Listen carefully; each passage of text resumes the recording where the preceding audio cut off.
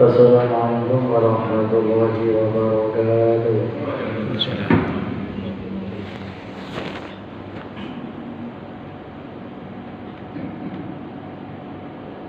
Allahu Akbar, Allahu Akbar, Allahu Akbar, Allahu Akbar. Asyhadu an la ilaha illallah.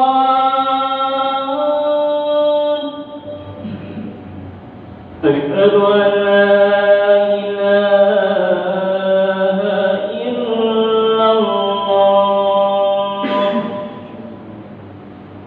أشهد أن محمدا رسول الله.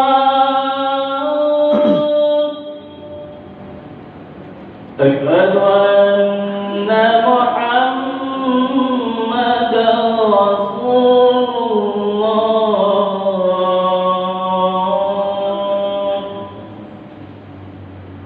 حي على الصلاة، حي على الصلاة.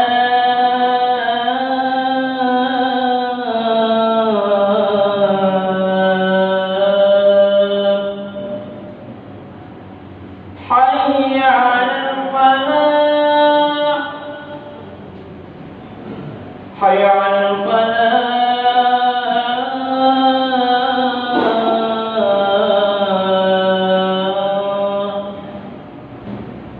الله أكبر، الله أكبر. لا إله إلا الله.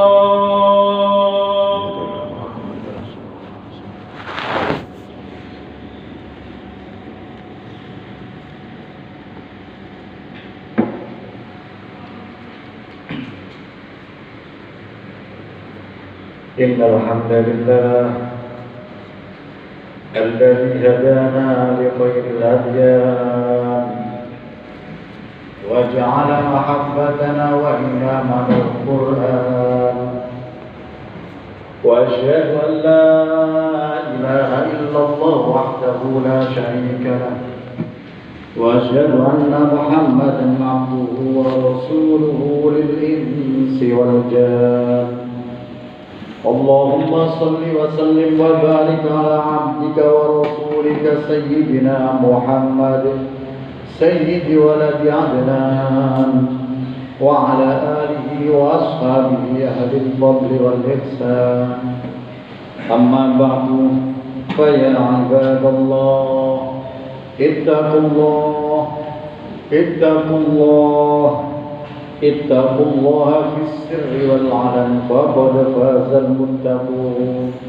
وقال عز من قائل ولم يزل قائلا عليما: يا أيها الذين آمنوا اتقوا الله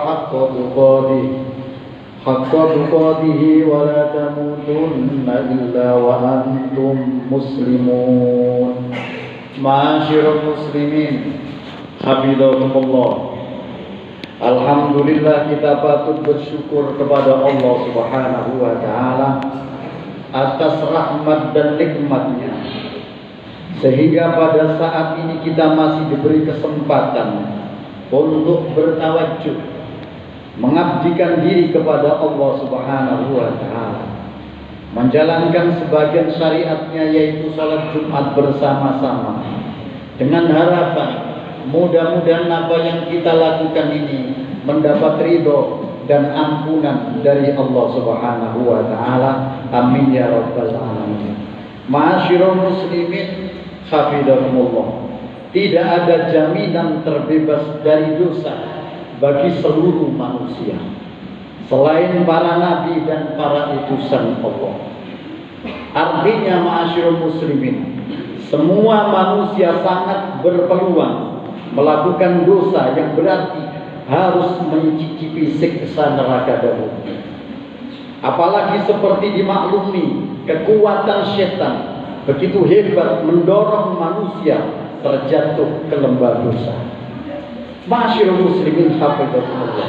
Sekecil apapun dosa itu, kendati begitu, masyaallah muslimin, Allah dengan belas kasih sayangnya mempersiapkan banyak sekali proyek-proyek atau amalan-amalan bagi manusia untuk melebur dosa, hingga sebelum berpindah dari dunia ke alam selanjutnya manusia telah bersih dari dosa, yang berarti mati husnul khotimah. Masyaallah muslimin hafizahumullah. Abu Kilabah, seperti dilansir Imam Ibnu Katsir, mengatakan ketika Allah melaknat iblis, maka iblis meminta penangguhan dan mengatakan kepada Allah, demi keagunganmu ya Allah, aku tak akan keluar dari hati anak Adam selama mereka bernyawa. Allah lalu menjawab, demi keagunganku, selamanya aku tak akan mencegah mereka bertaubat selama mereka masih bernyawa. Ungkapan ini ma'asyiral muslimin sejalan dengan sabda baginda Nabi Muhammad sallallahu alaihi wasallam, qala iblis ya rabbi wa izzatika la azal uwihim ma damat arwahum fi ajsadihim, faqala Allah azza wa jalla wa izzati wa jalali la azal aghfiru lahum mastaghfaruni, rawahu Ahmad. Iblis berkata, wahai Tuhanku, demi keagunganmu aku akan selalu menyesatkan manusia selama nyawa masih berada dalam tubuh mereka. Allah lalu berfirman, demi keagunganku dan kemuliaanku aku akan selalu mengampuni selama mereka memohon ampun kepadaku. Hadis riwayat Ahmad. Masyaallah muslimin hafizahumullah. Amalan-amalan atau proyek-proyek yang disiapkan oleh Allah, di antaranya adalah satu, masuk Islam. Betapapun banyaknya dosa-dosa yang dilakukan oleh orang kafir, akan tetapi ketika cahaya petunjuk telah menerangi hatinya, hingga ia mengatakan diri masuk Islam dengan mengucapkan dua kalimat syahadat, asyhadu an la ilaha illallah wa asyhadu anna muhammadar rasulullah, maka saat itulah ia bersih dari segala dosa. Dikisahkan sahabat Amr bin As radhiyallahu anhu, ketika Allah mencerahkan hatinya untuk menerima Islam, ia lalu datang kepada baginda Nabi Muhammad sallallahu alaihi wasallam untuk berbaiat. Ia berkata, ulurkan tangan kanan Anda agar saya bisa berbaiat kepada Anda, kata Amr. Nabi Muhammad sallallahu alaihi wasallam pun mengulurkan tangannya, tetapi Ammar justru menarik kembali tangannya. Ada apa denganmu wahai Ammar? Tanya Rasulullah. Ammar menjawab, saya ingin mengajukan syarat. Rasul mengatakan, syarat apakah itu? Ammar menjawab, saya mendapatkan ampunan dari Allah Subhanahu wa ta'ala.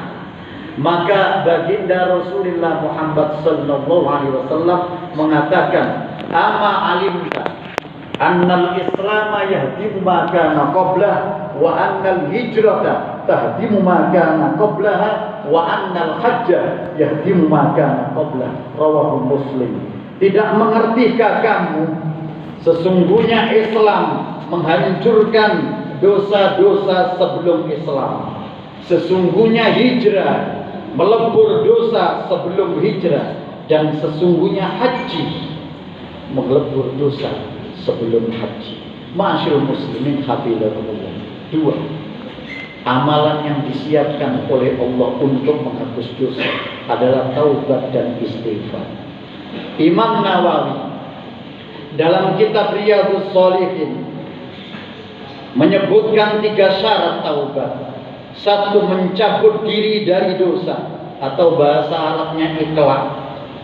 2, merasa menyesal dalam hati kenapa kemarin terjatuh dalam dosa. 3, bertekad atau azam untuk tidak mengulangi lagi. Ma'asyiral muslimin hafizakumullah. Bertekad bukan berarti tidak mengulangi lagi. Sebab bisa jadi seseorang telah bertekad bulat tidak akan melakukan lagi satu dosa, tetapi ia masih sering dikalahkan oleh nafsu dan setannya. Dalam kondisi seperti ini, ma'asyiral muslimin, kasih sayang Allah masih terus terbuka baginya untuk bertaubat. Sebagaimana seorang laki-laki yang bernama Hubab bin Haris datang dan bertanya kepada Rasulullah Muhammad sallallahu alaihi wasallam, "Wahai Rasulullah, saya seorang yang banyak melakukan dosa." Rasulullah Muhammad sallallahu alaihi wasallam bersabda, "Bertaubatlah dan beristighfarlah kepada Allah, wahai Hubab." Hubab menjawab, "Saya telah bertaubat, tetapi kemudian mengulanginya lagi." Lalu bertaubat dan mengulanginya lagi, ya Rasul. Nabi sallallahu alaihi wasallam bersabda, "Setiap kali melakukan dosa, maka bertaubatlah dan beristighfarlah." Sahut Habib, "Kalau begitu, dosa saya semakin lama semakin banyak menumpuk, ya Rasul." Rasulullah mengatakan, "Afwullah awsa'u min dunubi." Pengampunan Allah itu lebih besar daripada dosa-dosamu, wahai Habib Hubab. Ma'asyiral muslimin hafizakumullah. Meski pintu-pintunya Allah selalu terbuka, selama matahari belum terbit dari barat dan selama nyawa belum berada di tenggorokan, akan tetapi taubat harus segera dilaksanakan, istighfar segera dilaksanakan, tidak usah ditunda. Jika bisa hari ini, maka tidak usah menunggu waktu esok hari. Ma'asyiral muslimin, yang ketiga, amalan yang bisa menghapuskan dosa yaitu melakukan ibadah sholat 5 waktu. Rasulullah Muhammad sallallahu alaihi wasallam bersabda, "Ara'aitum law anna nahran bi babi ahadikum yaghtasilu fihi kulla yawmin 5 marrat, hal yabqa min daranihi syai'?" Qalu, "La yabqa min daranihi syai'." Faqala Nabi sallallahu alaihi wasallam, "Fakadzalika masal salawatil khamsi yamhullahu bihinnal khataya." Muttafaq alaih. Bagaimana menurut kalian, kata Rasul, jika ada sungai di depan pintu, lalu salah seorang dari kalian mandi di sungai setiap hari 5 kali, apakah masih ada kotoran atau dosa yang tersisa? Para sahabat menjawab, "Tidak sedikit pun kotoran yang tersisa." Beliau lalu bersabda, "Begitulah perumpamaan sholat 5 waktu. Dengan sholat 5 waktu, Allah melebur kesalahan-kesalahan." Ma'asyiral muslimin hafizakumullah, ada seorang yang melakukan dosa di ujung Madinah. Maka dia matur kepada Rasulullah, "Ya Rasul, saya melakukan dosa di ujung Madinah." Maka Rasulullah Muhammad SAW tidak menjawab. Lalu diajak melakukan sholat. Tawaddu, summa sholli raka'atain. Berwudulah, kemudian sholatlah 2 rakaat. Kemudian setelah habis sholat 2 rakaat, maka seseorang itu matur kepada baginda, "Ya Rasul, bagaimana dosaku tadi yang saya melakukan di ujung Madinah?" Maka Rasulullah mengatakan, "Sudah kamu menjalankan wudu, wudu juga bisa menghapus dosa. Kemudian kamu sholat juga bisa menghapus dosa." Mudah-mudahan sholat kita ini diterima oleh Allah Subhanahu wa Ta'ala dan dosa-dosa kita diampuni oleh Allah. Karena syarat masuk surga adalah tanpa adanya dosa. Mudah-mudahan, amin ya rabbal alamin. Barakallahu li wa lakum fil Qur'anil azim wa nafa'ani wa iyyakum bi tilawatihi innahu huwal ghafurur rahim. Wa rabbil warham wa anta khairur rahim.